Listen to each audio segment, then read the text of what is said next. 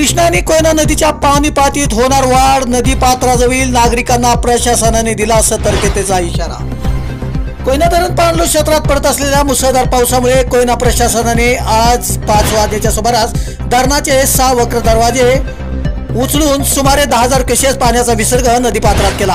मात्र आता तो विसर्ग वाढवून 20,000 क्युसेस पाण्याचा विसर्ग नदीपात्रात करण्यात येतोय। तसेच उद्या सकाळी 7च्या सुमारास पुन्हा 30,000 क्युसेस पाण्याचा विसर्ग नदीपात्रात केला जाणार आहे। त्यामुळे या दोन्ही नद्या आपली धोक्याची पातळी ही नक्कीच ओलांडणार आहेत। त्यामुळे कोयना प्रशासनाने नदीकाठच्या गावातील रहिवाशांना सतर्कतेचा इशारा दिलाय। कोयना धरणात सध्या 79 टीएमसी एवढा पाणीसाठा झालाय। तसेच धरणात येणाऱ्या पाण्याची आवक देखील मोठ्या प्रमाणात वाढली आहे। आपण सध्या दृश्य पाहताय, कोयना नगर येथील दृश्य पाहताय।